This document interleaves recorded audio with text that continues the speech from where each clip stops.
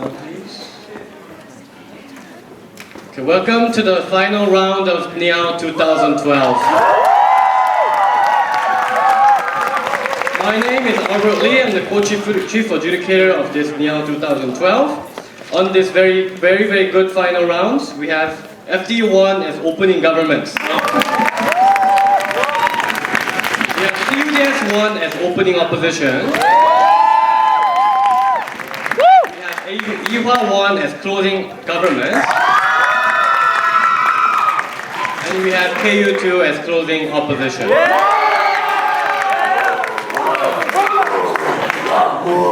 The motion that, assuming it is possible, this House would incept citizens into good behavior. Without any further ado, I would like to invite the Prime Minister to start the debate. Here.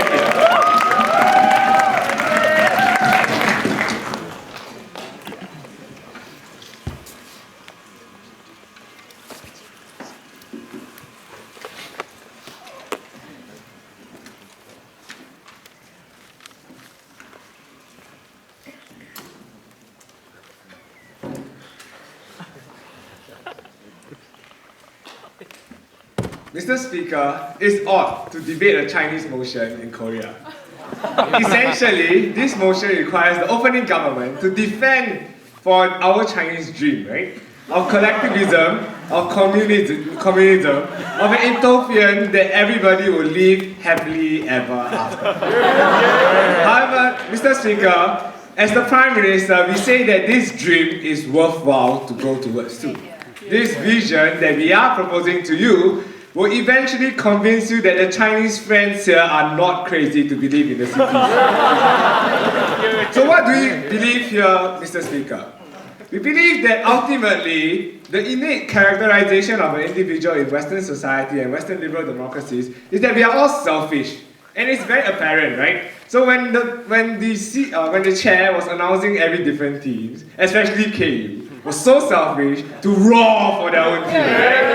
But the interest that they are coming for ultimately is they want to bring this championship home, right? Yeah. Ladies and gentlemen, we think in our perfect world, that interest is not going to happen. That interest is going to happen because the roar is going to happen for all four teams. The roar is going to happen for whoever that's going to be on this stage.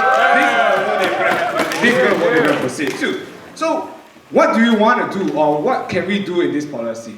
What we're going to do is, we're going to medically, right, insert or use whatever methods that they have with current technology to deter or erase that innate selfishness of individuals.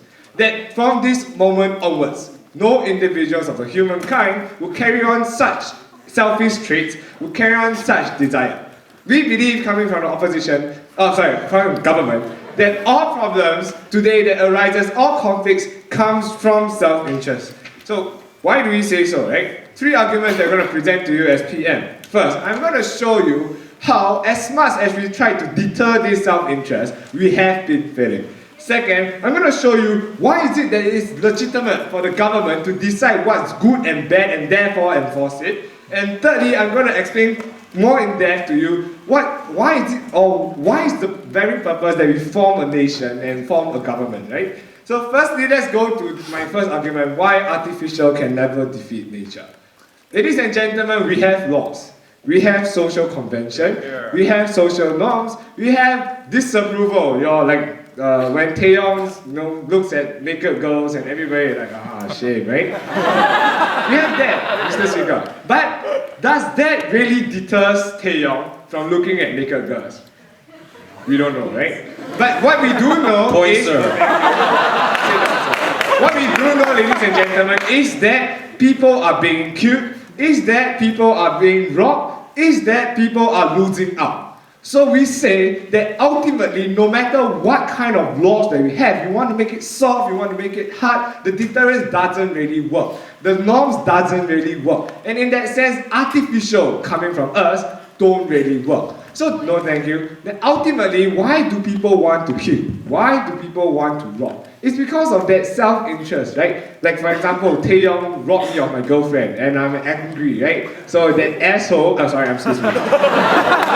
That non-ethical Korean took away my girlfriend. Therefore, I want to advance my own self-interest and kill him. That self-interest will be emotions. When I rob a bank, that self-interest is me wanting to have a comfortable or more comfortable materialistic lifestyle, right? So in that sense, when we remove that urge, or when we remove that very cause for you to make that single action, we say we can remove the whole probable consequence as a whole, right? So in this sense, we think we do better than artificial means. Secondly, why is it that the government can decide on what's good and bad? Now firstly, we think, yeah, Hyewon, go.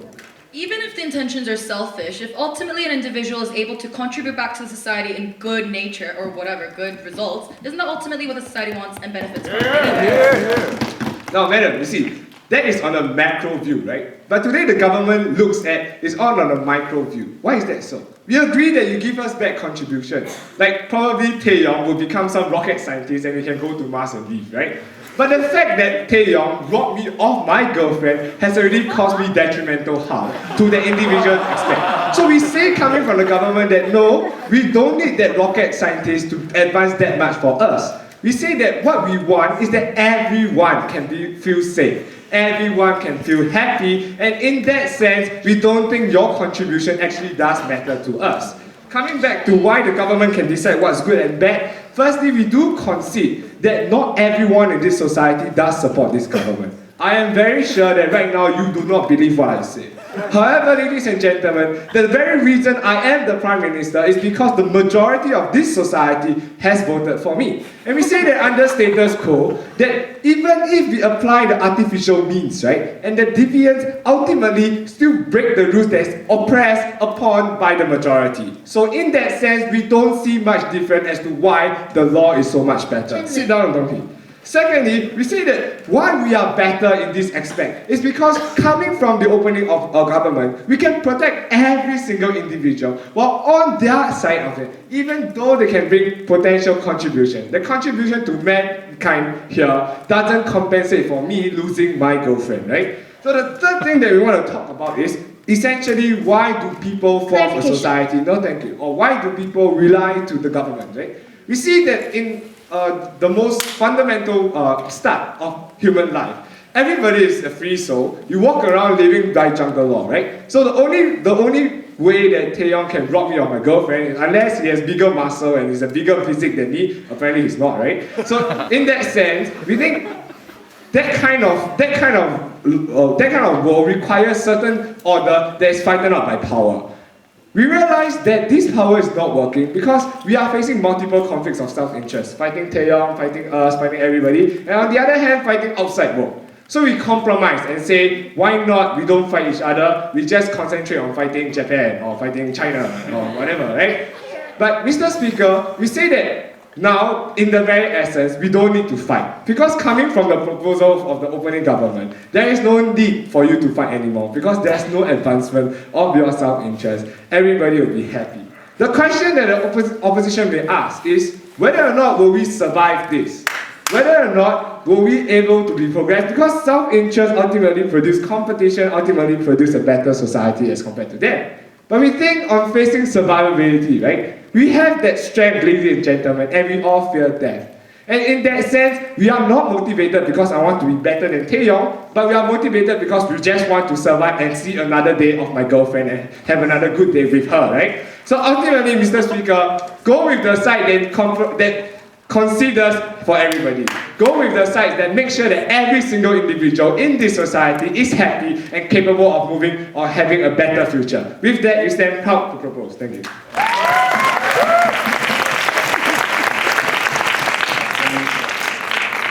Thank you very much, Prime Minister, for your speech. Now let's open the opposition case by inviting Leader of Opposition.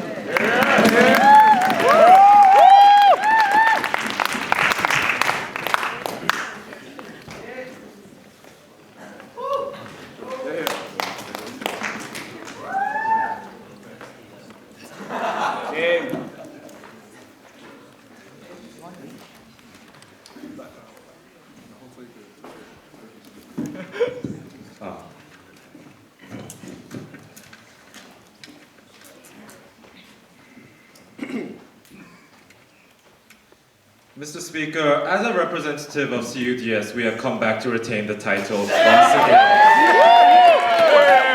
Yeah. And we're going to do that by actually proving to you that in the 1850s, it was actually predominant that slavery was actually a very good social actor. Because obviously there was social hierarchy, obviously the black people deserved worse. The only reason why we were able to go out of that slavery and improve the human rights of all individuals was our ability to critique the society and our ability to go against the society social norms. And based upon that idea, I'm going to prove to you 3 things in my speech today. First of all, I'm going to talk to you about why no one is in the best position to actually decide what is a good social behavior or not. Second of all, I'm also going to prove to you why the progression of society actually gets hindered under the model that actually deters our ability to critique the society. And third of all, I'm also going to talk to you about why restricting the actions before you commit anything is actually very problematic. Before I go into that, let me engage to the girlfriend taken like Prime Minister, right? Because like the overall contention coming from the Prime Minister was to say that we actually believe the society can progress if we actually are emotionless beings. Our first response is that the only reason why human beings are better than animals is because we have emotions and because we are able to flourish our individuality and actually flourish based upon those ideas. And if that's the case, we don't necessarily see a lot of difference and conflict between these individualities because it is not a problem of like going against these ideas, but actually a matter of understanding it, right? But second of all, we also believe that if the criteria is actually unilateral, we don't necessarily think that society can progress from that particular idea because we don't know the other side of that particular story. If you don't understand the particular other side of the story, we believe that the criteria is also flawed within itself. We don't necessarily think that that's a good idea. And third of all, his main contention and his main premise within today's debate is to actually say that the reason why we have conflicts is actually because of self-interest. I have 2 responses. First of all, we don't necessarily think that it is solely regarding self-interest because obviously we see that society is kind of coercively making these people commit these actions to begin with. The only reason why I am robbing in the store is because the society is not providing enough welfare policies for me. The only reason why I actually stole his girlfriend was because society said that ugly guys cannot actually get girlfriends. That particular criteria, we actually believe that because I am an ugly person, I need to actually steal from other handsome guys so that I can get a girlfriend, a handsome guy like Chian Lim, right? But second of all, we also believe the second response regarding this fact is that we also believe that self-intention isn't necessarily always a bad thing, right? Because if society benefits on a macro level, we also believe that that macro benefit also trickles down upon a micro level. So it is a basic comparison between those 2 ideas, upon the amount of benefits that you receive on a macro level compared to that kind of emotional harm that you're going to get on a micro level. But even if that's the case, we don't necessarily think that it is only based upon self-interest, and if society is not the thing that is going to change, we believe that that problem is still going to be existent. No, thank you, sir. Let's go to my first substantive upon why no one is in the best position to decide what is a good social behavior. Before you go on? No, thank you, ma'am, because I have mainly 3 reasons. First of all, we also believe that the society changes upon what is a good social value or not, because obviously in the future, we don't necessarily know what is a good social behavior because in the 19th century, we obviously thought that slavery was a good behavior and was in the best interest of the black people to actually believe that them working 24 hours a day, 7 days a week without any particular health benefits was actually a good thing. But second of all, we also believe that you are unable to predict the future upon what kind of implication that will actually occur once you implement these kinds of social behaviors.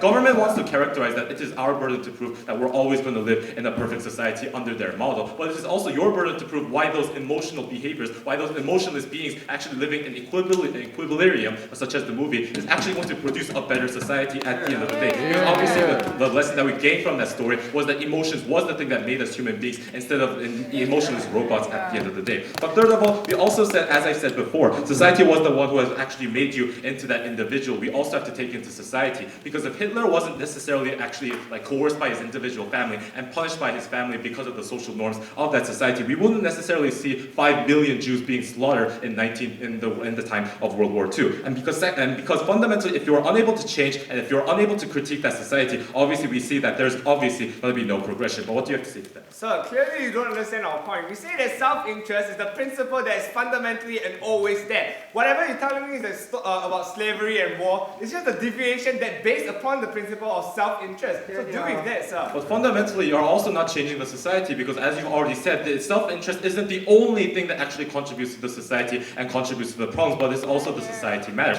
Even if you say that the premise for the society's changes is based upon self-interest, but you also have to compare upon the amount of benefits that receive from self-interest. If we live in a capitalistic society and Bill Gates gains a lot of money based upon that self-interest, and obviously Bill Gates has the capacity to donate $36 billion into Africa, and if society benefits from that, obviously we see that that kind of progression of society is a good thing. No, thank you, sir. Second argument about why it hinders the progression of society. Because fundamentally we believe that if people are actually the same and they don't necessarily have different ideas or values, that is actually going to deter the amount of trial and error that occurs in today's society. And the fundamental harm that comes from that is that you cannot change the social paradigm. Why is that? Because first of all, we obviously believe that everyone is going to be based upon same emotions. Everyone is going to have the same amount of standards. And therefore, that doesn't necessarily empower anyone to come out and challenge that particular idea. But second of all, we also believe that it is the free will of individuals to be angry against society and actually critique it so that it can become a better society. As giving the example of slavery once again, if those black people didn't actually come out, or even in the Civil Rights Act, those people were not angry against society and wanted to change that progression in saying that I want to ride in a white bus or with a white person in a singular bus. We obviously believe that that kind of social paradigm is going to be deterred because you are stripping these individuals to critique that society. You are stripping these individuals from actually making that calculus. Going on to my third argument about why it restricts the actions before you commit a crime. Because we already see in the status quo that we have responsive measures. As characterized by the opening government, we already have laws, we already have punishments at the end of the day. But the main problem and the main biggest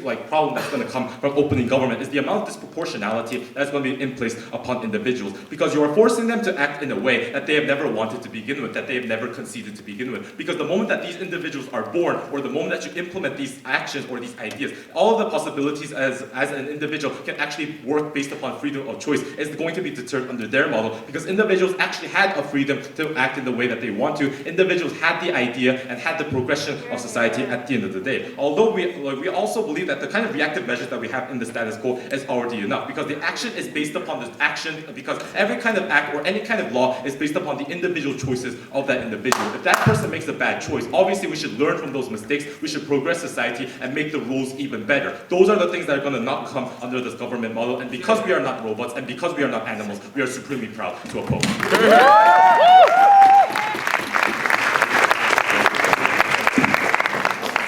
Thank you very much, Leader of Opposition. Let's advance government case by inviting Deputy Prime Minister.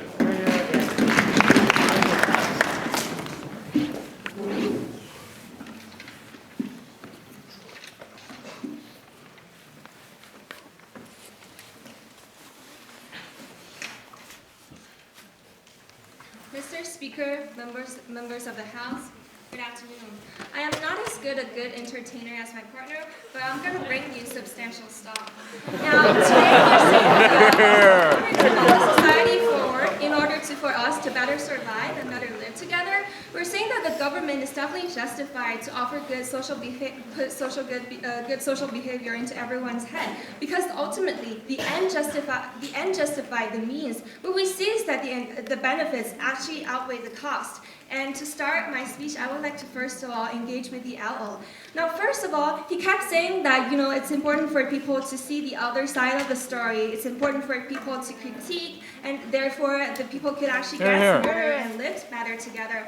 However, ladies and gentlemen, first of all, actually, we see that actually this is a cycle. He said that people are always progressing. However, what the government side is trying to show you is that people are always coming back to the same thing. For example, he was talking about slavery. People suddenly felt that maybe equality is an important thing, and maybe sympathy is an important thing, and people start to correct their mistakes.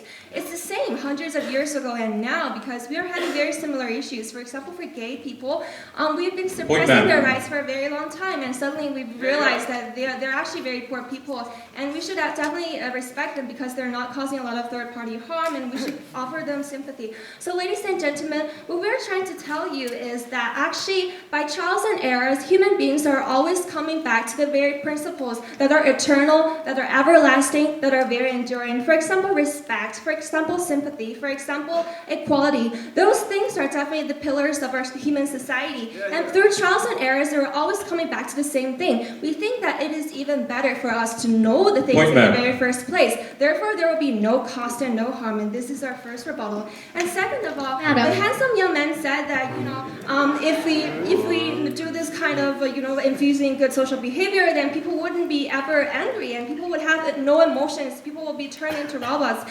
Ladies and gentlemen, this is not the case. Now, what the Prime Minister was trying to say that we are trying to erase the self-interest part out of human mind. We're trying to, move away the darker side of human nature. It's not that we are moving the entire human expression. The fact that we don't have the darker side doesn't mean that we don't have emotions. We could still be angry with our neighbors. We could still be angry with the societies. And as long as we have good social behavior in our mind, we're going to be more rational, and we're going to contribute further by thinking of constructive measures to fix the society, not to do dark things and bad things such as killing people and revenge. And we think that is definitely better than exposing people to potential risks and harms. Yes, please.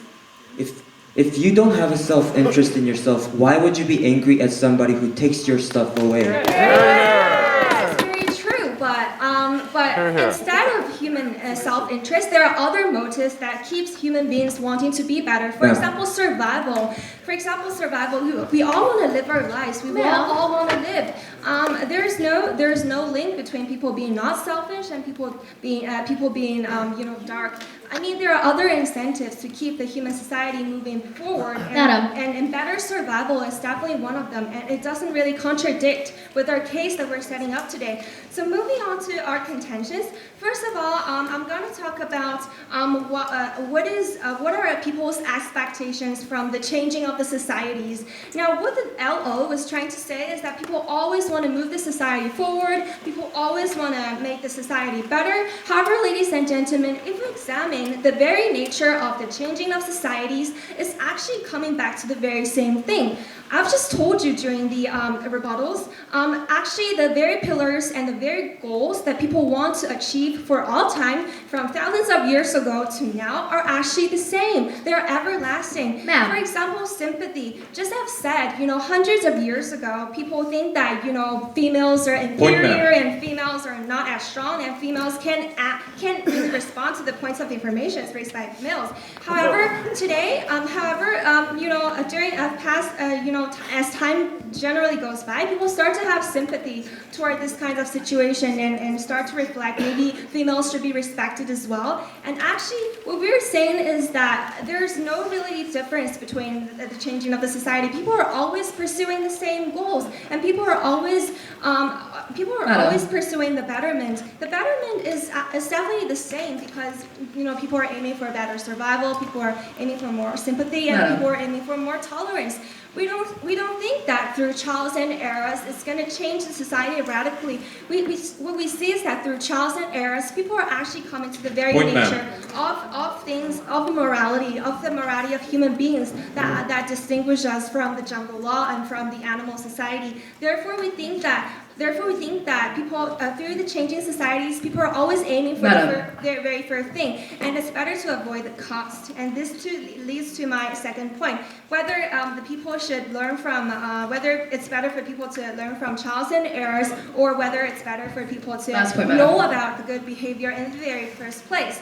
Now, what we see today is that the cost is extremely high, and when people actually commit mistakes because of their self-interest, because of their darker side, sometimes the mistakes are irreversible. For example, if my partner really hates someone and he actually killed that person, this is really dangerous because he would be put into jail and he would face capital punishment. We think that this is really bad because it gives no opportunity for that person to relive his life again. We think that the cost is really high for the individuals who committed mistakes. We think that individuals deserve the right to live and to survive. That is why we don't think that it's even necessary to expose people to mistakes that are irreversible, to mistakes that might cost their lives. And second of all, what we're saying is that not for like the public, for all of us, it's actually through the trials and errors, we're actually exposing ourselves to more dangers. Now, because human beings are self-interested, because human beings have this darker side,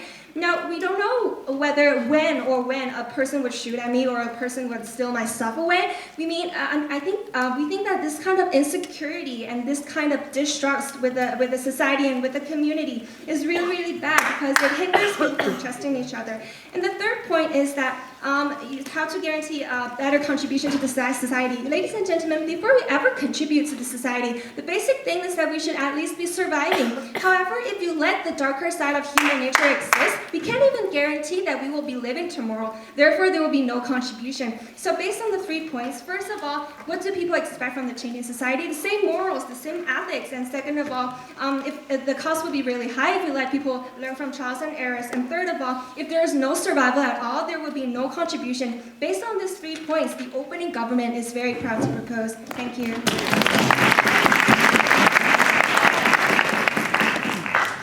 Thank you very much for Deputy Prime Minister. Now let's advance opposition case by inviting Deputy Leader of Opposition.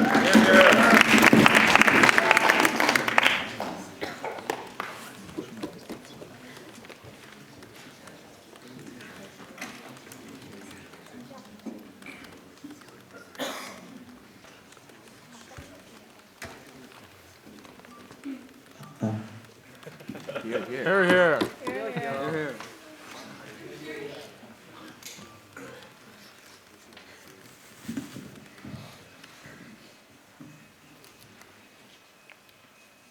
Mr. Speaker, thank you. I don't think there is anything wrong with a child being angry when they have a wrong parents. If they actually hit you, they have the right to be angry and claim their self-interest of not being hit. And if the society is malformed to the extent that it shapes the human behavior and nurtures human behavior to the extent that they respond in a way that is violent and seemingly unappreciated by the society, it is something that the society needs to be fixed. It is not the innate wrongdoings or the wirings of people that should be actually adjusted to the society that has actually committed these individuals to actually be in that situation. And I think they have a wrong stance, since self-interest, if it indeed is the primary driving force of these people living in it, I think it's unfair for those people who are less well off in the society now. That will be explained in my further constructive of why a long-term reform is actually the best solution to eliminating the good, the seemingly bad behavior that is not societally accepted in the society. I didn't even start. I have a constructive point with regards to why, in a certain situation, now, where the society is not perfected, and while we have a lot of misbehaving individuals, why, even in that case, why a long-term reform is the best solution, even if it takes a lot of trial and error. The society is moving towards a progress of being a better society, and I think that is our case. And before moving on to anything else in my speech, I would like to present some responses to the previous speakers. Well, firstly, with regards to this idea of deterrence failing and not anything working in the society. Firstly, that is factually wrong, since Taeyeong has actually given you ample evidences of emancipation of slavery and enhanced rights of women's rights and all the good directions that each individual should be enjoying in the society, and what was malformed in the past has been going to the right direction of trial and error processes. And I have 2 responses to the idea of this self-interest issue. Well, firstly, self-interest doesn't actually entail a bad connotation, Mr. Speaker. It means caring about yourself. It means prioritizing your life over other people's life. What we don't understand, however, is when this self-interest turns into something that harms other beings. I don't think this is innately programmed, Mr. Speaker. Babies don't actually take other people's food when they are born. At the moment that they are full with a lot of food, they don't actually take others' food. And the moment they reach 6 years old and stuff, they take others' food away. And that is something that is socially induced and not some pre-programmed wiring of these individuals that is actually wrong firsthand. And since this is the case, this there's some sort of idea of like undesirable self-interest that we're trying to prevent in the society, and that can only be prevented if we actually go through a societal reform in order to induce like these individuals to not react in such a way, not like pre-program these individuals in like such ways. And like for the previous speaker, I just have a brief response, since like all of her three argumentations stems back to the idea of this premise regarding why self-interest is the primary source of thought and why self-interest should be hindered in the status quo. Well, that's not necessarily the case, since I have already told you that self-interest isn't something that is bad, and like in this society where some people are like more materialistically well off and more materialistically like thriving, it is wrong for us to say that we should program people who are less well off to be happy, to smile, and lose the self-interest and live in a situation of abject poverty with nothing at hand to enjoy. Since for these individuals, also pain also exists in the society. So you blame the situation on socialization, right? But because this baby, when it reaches 6 years old, their parents teach them right and wrong, and this causes the self-interest stuff. But ladies and gentlemen, if you remove self-interest from the very essence, where would the self-interest come from within this society, and how does the socialization form? Firstly, you have never been able to draw the line of where that self-interest actually lies. If you don't have any self-interest in yourself, it is impossible for you to live. Since you would rather lay your head like down on the floor for somebody to step on it, like that's just like completely absurd. I don't think that's necessarily the case. It was your burden to prove to us the line between the self-interest and it was me that actually provided the line, right? Undesirable self-interest and the innate self-interest that actually cares for yourself. I'm going to prove to you why the undesirable self-interest is actually programmed by the society. Well, my constructive point about why long-term reform is the best solution. Well, people have evolved in terms of morality, Mr. Speaker. It is simply wrong for us to assert that society is static and society will never be able to achieve, be in the momentum of achieving perfection. Well, women's rights have been enhanced, and emancipation of slavery has been taken place, and the reform of the Vatican killed a lot of people, due to some manipulated, self-interest that these guys are talking about. And this was because of the power structure that these people have actually been under, that actually drove these people to actually be in the circumstance to commit those actions. And people respond to the malformed structure of the society, as was mentioned by the previous speaker of our side of the house. And who are you to actually judge whether the good behavior should be formed by you? Like, it is wrong for us to say that, people dying in Uganda, I'm going to pre-program you to lose self-interest and the self-interest to eat and be happy, smile when you're actually starving to death. I don't think that's necessarily the right solution for you to actually do. Provide food to these people. Providing food to these people is actually something that needs a structural reform, not innate wiring of these individuals. And returning to my point, well, retaining the free will is something that is important in the society, since you act in such a way because you respond to something that is unjust in the society. If you act violently, there's apparently something that is wrong, and there's apparently the society is treating you in such a way that you act in such a way. And the moment you actually strip off the self-interest of the society stays that way and continues to stay that way, since people with no self-interest is not in the position to challenge the societal structure. Well, let me provide you with this idea of how it's natural for people to act violently. In capitalistic society, with rampant consumerism and endless acquisitive behavior, it is impossible for some people to be actually more rich than they are now, with regards to their poverty situation. And it would be unfair for these people to actually have the governmental authorities to have poor people smiling just because you have programmed them that way, since these people take for granted the poverty, since they don't have the self-interest to actually challenge the government of what the society should be like. And however, the pain, Mr. Speaker, already still exists within themselves. Before, you're not supporting biological urge is to be actually hampered, but you are still hungry, you are still painful, but you lose that self-interest, so you stay painful while the wealthy people go off enjoying all the benefits that they have. Mr. Speaker, I don't believe that the society can be perfected by changing the wiring of the people, no matter how long it takes. Do be angry when you actually are, when you should be, because it's your choice and you choose it.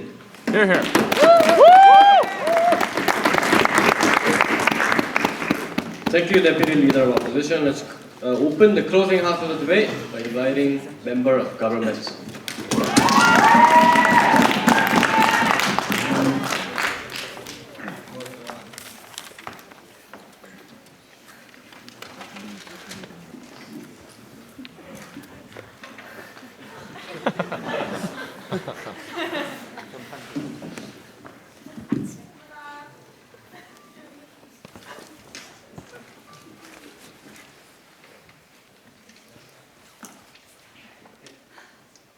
Mr. Speaker, at the end of this NEAO finals, if you have to learn one lesson from closing government, is that never argue with a woman. Because the idea essentially coming from opposition is, you know what, this is your burden, but somehow putting us leaving us no room for debate, right? They're basically asking us to justify slavery. They're basically asking us to justify people being hit in the head with a rock and people standing by. That's not our burden. Our burden here is when there is already social consensus about what a socially good behavior is, like the good open government has set up for you. For example, it's socially wrong, and pretty much everybody agrees that it's wrong to kill people, that it's wrong to rob somebody. If there is already social consensus set up, then as a mechanism of enforcing that social good behavior, is this particular mechanism justified? We think that's the core debate. We don't think the idea of, you have to justify slavery and why that's good, because that leaves no room for debate, Mr. Speaker. We think more debatable is actually going to be the closing government giving you specifically two very, very important extensions. Number one, I'm going to prove to you why trial and error cannot be affordable in status quo, because why inherently and systematically people abuse this trial and error in a self-serving way. Second extension is going to deal with why or which side better achieves sustainable social security, Mr. Speaker. Essentially the goal of both teams, either psychological terms or material terms or physical terms or whatnot, right? Before I go on, sure. Good social behavior can also be contextualized as in violence, as in you going out and rioting and actually firebombing an individual building. But the reason why you do that is because your government is oppressing you. Number one, we think the government right now is failing to do that. I'm going to tell you and prove to you why through my extension, why it has to be the active government, a government has to take an active role in terms of engineering the society so that those kind of things don't happen, and why they can only be achieved under our model. Before that, let's have a look at a couple of deadlocks, right? Two big deadlocks. Number one, exactly what is this definition of socially good behavior? Are those variables progressive or are they static, and can we actually act upon these behaviors? And second deadlock is this idea of self-interest and whatnot, right? So number one, what exactly is a good, socially good behavior, right? Three things. Number one, we think it's not reasonable for the government to be allowed to incept every behavior that they like. Of course, we're going to talk about, legislation to check and balance, and only those behaviors that have already achieved social consensus, Mr. Speaker. We think those mechanisms are already intact in status quo. We don't need to remove those mechanisms suddenly when we start using the inception tool. But more importantly, right, second thing, Mr. Speaker, we think the idea of slavery wasn't exactly a social consensus. Slavery isn't a socially good behavior, and even back then, there were activists that were saying that this is not a good behavior, therefore the Civil War in America, Mr. Speaker.